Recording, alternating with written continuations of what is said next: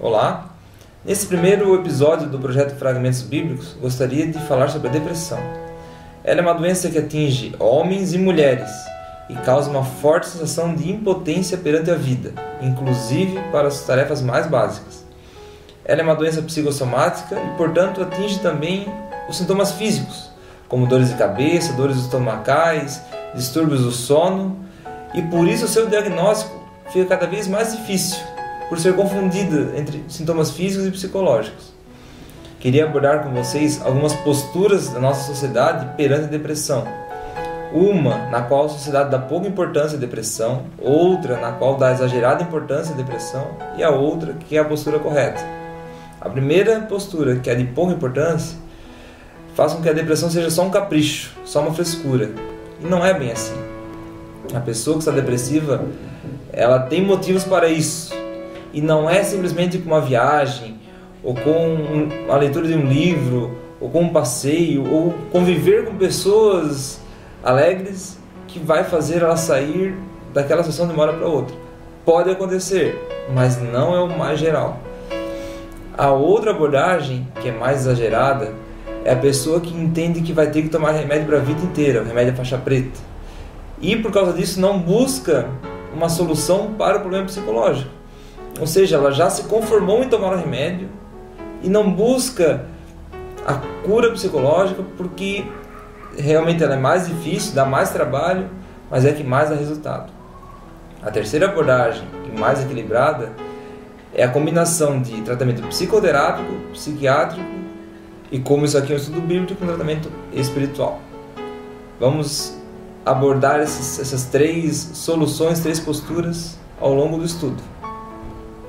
Queria começar lendo com vocês o que fala no Salmo 143, particularmente no versículo 4 em diante.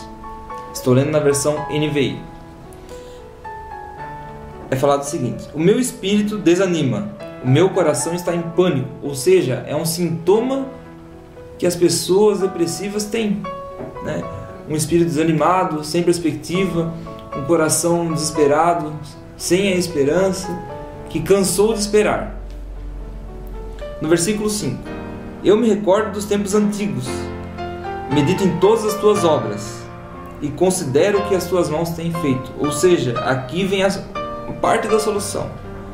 O espírito está desanimado, mas aqui o salmista fala que se recorda dos tempos antigos, medita em todas as obras de Deus e considera o que as tuas mãos têm feito. Ou seja, ele lembra daquilo que Deus já fez na vida dele. Em Lamentações 3 está escrito: quero trazer à memória aquilo que me dá esperança. E é isso que o salmista fez. Ele meditou nas obras de Deus para trazer à memória aquilo que dava esperança a ele. No versículo 6 fala o seguinte: estendo as minhas mãos para ti, como a terra árida, tenho sede de ti. Ou seja, é um ato de adoração. O salmista se prostrou diante de Deus, dizendo: olha, Deus, só você pode fazer. Eu fiz a minha parte, eu sequer fiz a minha parte, mas só você pode fazer. Vemos por esse exemplo que alguns personagens bíblicos tiveram depressão. Ou seja, ela é humana. E como vemos, os personagens bíblicos passaram por momentos assim. Elias era um profeta e na carta de Tiago fala que Elias era humano como nós.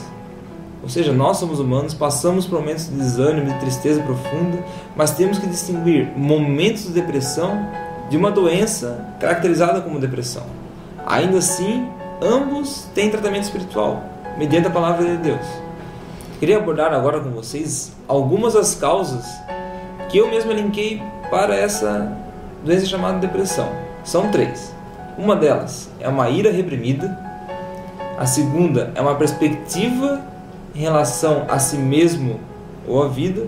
E a terceira, uma tentativa exagerada de controlar as situações. Eu estava escutando uma pregação do pastor Neil Barreto, da Igreja Batista Betânia do Rio de Janeiro, que vou compartilhar aí na publicação do vídeo, e queria elencar para vocês algumas das soluções que ele apresentou nessa pregação. Uma delas, ele nos alertou para aceitar o problema. Isso parece bastante contraditório com o que é pregado nas igrejas hoje, mas de fato é bíblico. Paulo tinha um espinho na carne. Isso é abordado na carta de Coríntios. E ele orou a Deus 3 vezes pedindo para que Deus o livrasse daquele espinho. Mas Deus disse não. Timóteo tinha problemas de estômago e não sabemos se ele foi curado. Ou seja, personagens bíblicos passam por problemas. Jó perdeu filhos e ganhou outros 10. Mas quem disse que a perda desses filhos não doeu em Jó? Ou seja, os problemas fazem parte da nossa vida e fizeram parte da vida de grandes nomes de Deus. Assim, a primeira atitude a se fazer perante a depressão é aceitar o problema. Não necessariamente a vontade de Deus, mas essa é a situação atual. Outra coisa que o Neil Barreto comentou é que, apesar de aceitar o problema, a gente deve ter em mente a palavra de Deus. Eu posso aceitar o problema, mas eu posso buscar a cura pela palavra de Deus. Uma delas é a gente tentar sair desse mundo virtual que de repente a gente acabou entrando. Ou seja, o depressivo às vezes entrou nessa situação porque esperava demais dele, das pessoas, da vida. De repente ele desanimou com tantas atrocidades acontecendo, com tantas notícias ruins, com um período em que tudo deu errado. E quem não passou por isso? Um período em que nada dava certo. Aconteceu tudo errado, o carro estragou, houve problemas na sua casa, alguém na família faleceu, tudo seguido. Todo mundo já passou por isso. Outro ponto abordado pelo Neil Barreto nessa pregação foi a questão do sim, sim e não, não, citado em Mateus.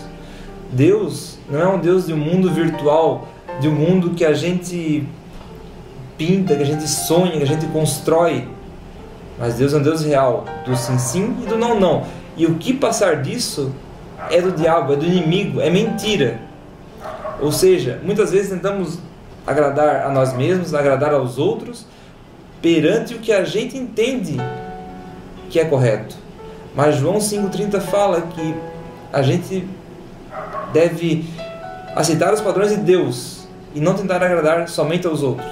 Então, nessa pregação do Neil Barreto, ele comenta muito do mundo virtual, do sim, sim, não, não, porque esse é um conhecimento da verdade, e a verdade nos traz a libertação. Em Coríntios fala, nada podemos contra a verdade, senão pela verdade. Ou seja, ela prevalece. Outro exemplo, um exemplo agora bem secular, é no filme A Origem, para quem assistiu. Nesse filme, existe uma cena em que várias pessoas estão lá deitadas e sonhando. Por que isso? Porque elas já não se contentavam com o mundo real, elas tinham que viver no mundo de sonhos. A vida delas não era mais viver dia a dia, era viver aquele mundo de sonhos. Elas iam até aquele local para serem acordadas e não para viver a vida real. E quantos de nós queremos fazer isso às vezes? Criar um castelo, uma construção que só existe para nós, um perfeccionismo, uma exigência, nos tornamos críticos às vezes à toa e às vezes deixamos de abençoar outras pessoas e a nós mesmos. Ao invés de orar pelo irmão que está com depressão, a gente acaba criticando esse irmão. Ao invés de usarmos os ouvidos para ouvir as queixas desse irmão, as lamentações deles, como fala em Tiago, de sermos prontos para ouvir e tardios para falar. Então, queria deixar essa mensagem com vocês.